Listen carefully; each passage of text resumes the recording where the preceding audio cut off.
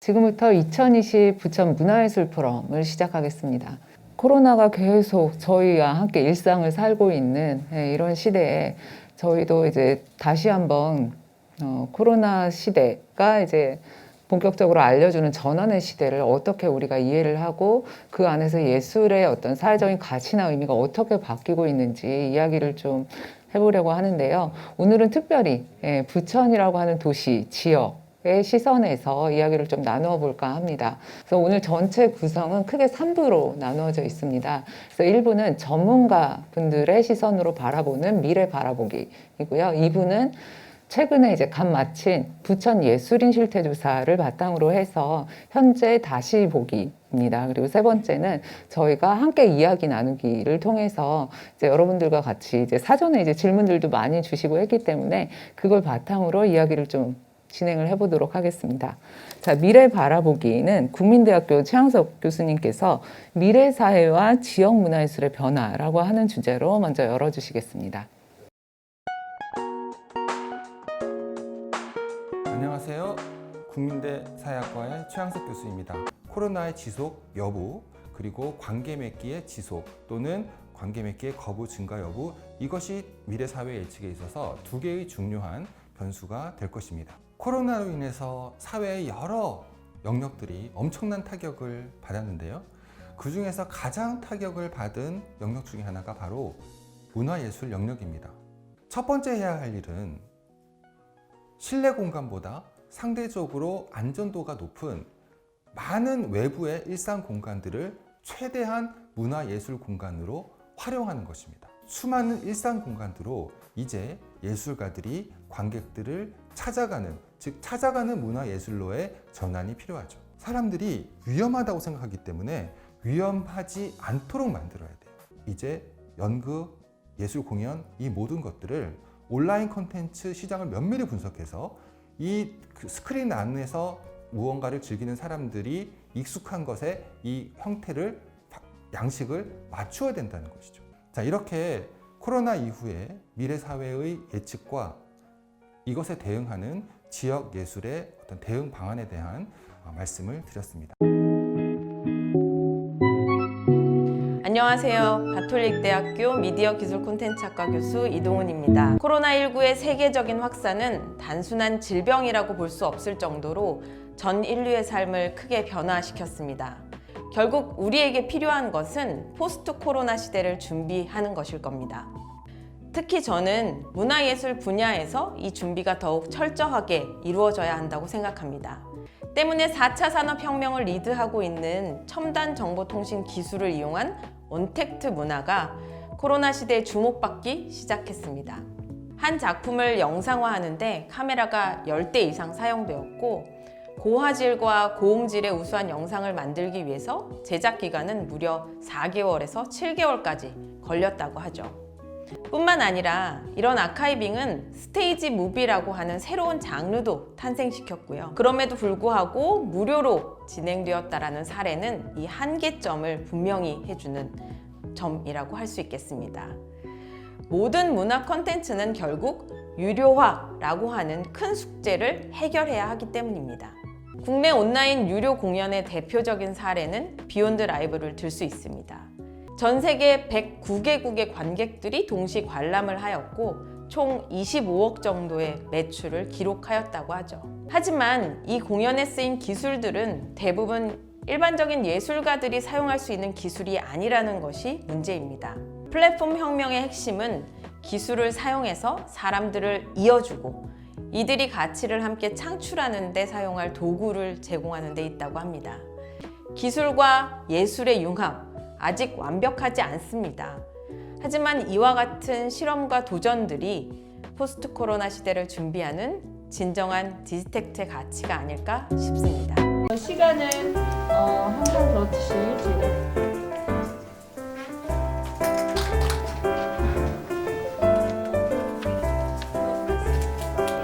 공정거래 관련된 것도 안전으로 해석이 되고요. 시에서 공주까지 예총이라든지 민총 이런 데서 사실 회는 높아지면 더 좋았겠지만 현실적으로 보면 서울문화재청이 말씀드린 것은 단톡방이 있다고 들었어요.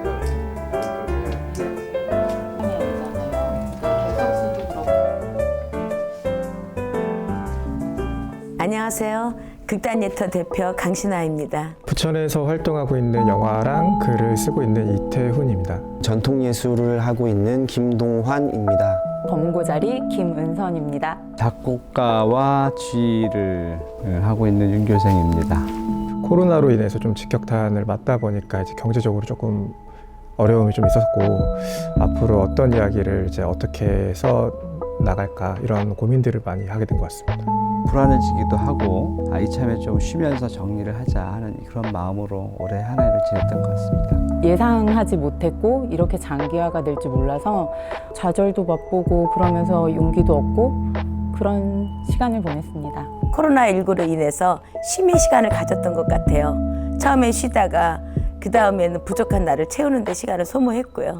영상 촬영을 통해서 이제 관객분들을 만났던 것 같은데요. 무대에 직접 서는 것이 아니라 그 준비하는 과정에 조금 힘을 줬던 그런 한 해였던 것 같습니다.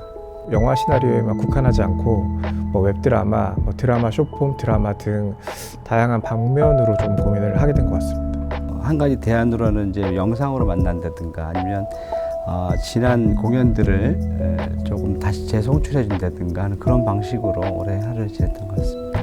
부천문화재단 그 시민 창작소에서 지원하는 시민 미디어 사업이 있어요. 그래서 그 지원 사업을 지원해서 슬기로운 국악생활이라는 온라인 콘텐츠 크리에이터 작업을 시도해서 국악을 진짜 실질적인 예술가가, 국악 예술가가 즐겁고 슬기롭게 전달하는 그런 기획으로 새로운 크리에이터 작업을 하기도 했습니다.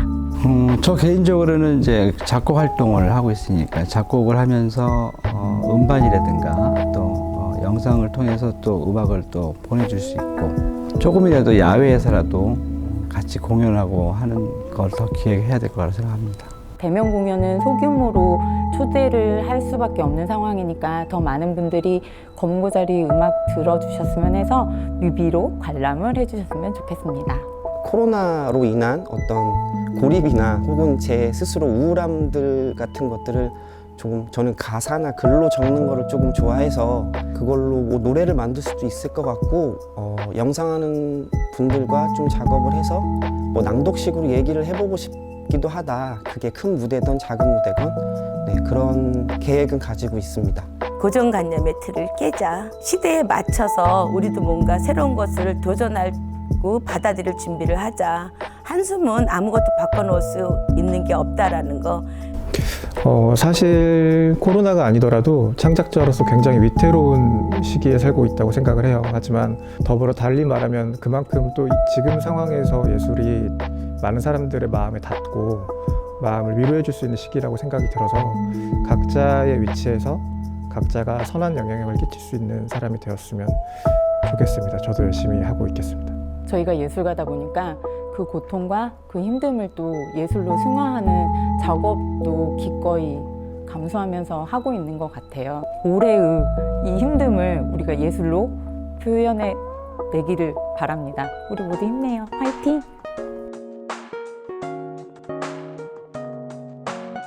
네, 2020 부천 문화예술 포럼 지역 현장 진단 부천 예술인 조사 결과를 발표드릴 장인 파트너스 그룹의 장윤선입니다. 2020년에 처음으로 시행된 부천 예술인 조사는 전국에서 시행되는 예술인 조사와 경기도에서 시행된 예술인 조사에 이어서 부천 지역 예술인을 대상으로 한 최초의 조사입니다.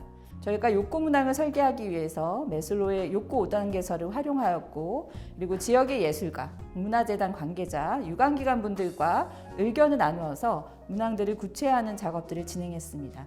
네, 첫 번째로 말씀드릴 부분은 부천 예술인은 어떤 지역을 기반으로 활동하고 거주하는가.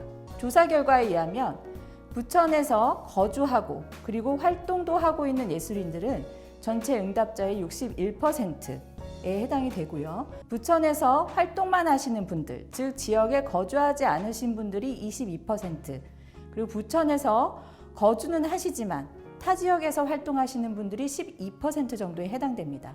2020년 상반기 부천 예술인의 22%가 수입이 없다고 합니다. 그리고 약 48% 예술가들이 경제적인 어려움뿐만 아니라 심리적 어려움들을 호소하고 있다는 점입니다. 코로나도 무섭고 그리고 재난제에도 무섭지만 계약관계에서의 횡포라고 하는 부분들, 부천예술가들이 노출되어 있습니다. 부천에서 거주하고 활동하는 예술가들이 느끼는 어려움보다 부천에 거주하지만 다른 지역에서 활동하고 있는 예술가들이 느끼는 어려움들, 즉 본인의 정주하는 지역을 떠나서 활동하고 있는 예술가들은 실제적으로 더 많은 어려움을 느끼고 있다는 점입니다. 부천 예술가들은 지원이 필요하다라고 하는 비율이 70% 이상을 넘어갑니다. 즉 기초소득 보장이 1순위로 가장 높지만 본인들이 스스로 움직여서 활동을 할 수 있는 기반을 원하는 일자리 정보나 공공예술 지원 또한 높은 비율이 나타났다는 점을 주목할 수 있습니다. 부천에서 예술가로 성장하기 위해서 부천 예술가들이 원하는 지원 방안은 바로 인큐베이팅이었습니다. 부천에서 주로 활동하는 예술가들은 64%가 거주하는 곳이라서 부천에서 활동한다고 응답했지만 안타깝게도 지원 사업이 많아서 인프라나 교류가 활발해서 즉 지원을 통한 본인들의 활동을 할 수 있는 영역에 대해서는 응답률이 높지 않습니다.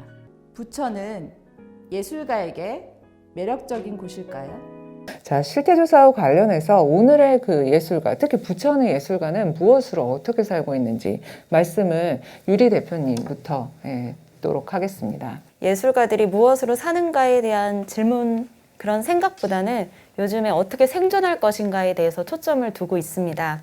과연 이 웹 연극이 연극이라고 말할 수 있을까? 그것에 대해 고민을 많이 했습니다. 그런 부분에 대해서는 어떻게 보면 이건 새로운 장르가 아닐까라는 고민도 하고 있고요. 그래서 저는 계속해서 이렇게 시도, 도전을 하면서 미래 예술의 길로 가야 한다고 생각을 하고 있습니다. 원래 국가적 차원에서의 예술의 창의적 부분, 창조적 부분의 담당이 공적 역할이 있기 때문에 지원을 해주는 건데 이 역할의 생산성들은 발휘되지 않고 진행하는 행정력 집행에 따라서 구조적으로 도구화되어 버린 이 상황. 결국은 예술가들이 제가 바라는 예술가상은 어쨌든 그 공적력의 창의적 역할들을 숨구멍을 틔워주는 역할들을 해야 되는데 그러니까 저희 공간적 차원에서도 어쩔 수가 없더라고요. 기본적인 욕구와 안전에 대한 욕구가 충족되지 않았음에도 불구하고 우리 부천 예술가들은 본인들이 예술가로 사는 것에 대해서 어려움을 겪는 예술가들은 단지 10%밖에 없습니다. 그러니까 이 얘기는 뭐냐면 나머지 90% 예술가들은 지원이 없고 기초생계도 보장이 안 되지만 스스로 자기 동력을 동원해서라도 예술가로서 사는 것에 대한 이유를 찾고 계신 거예요. 네, 현재 전환을 우리가 어떻게 규정할 것이고 이 전환이 예술가의 삶과 활동을 어떻게 이제 바꿀 것이며 디지털 전환에서 이제 우리가 고려할 점은 무엇인가라는 것입니다.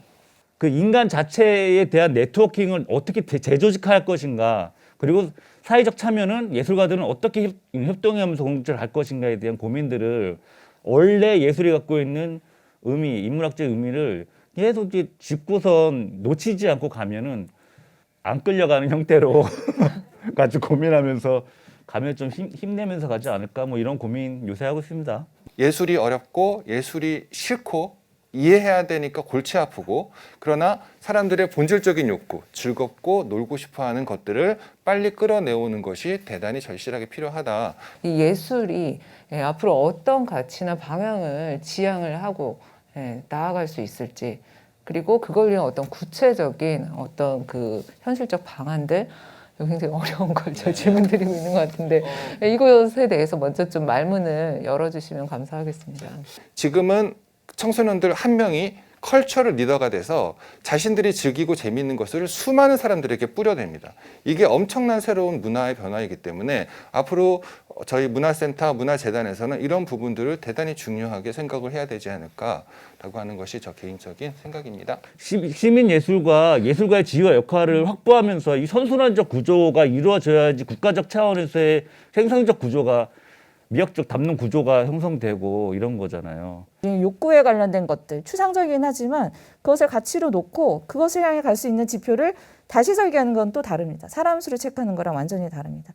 그래서 지금 이 전환의 시점에서 재단이 이런 조사를 시작했다라고 하는 거는 다시 처음부터 시작하겠다라고 하는 사인으로 저는 받고 있기 때문에 앞으로 더 많은 논의가 있을 거라고 생각합니다.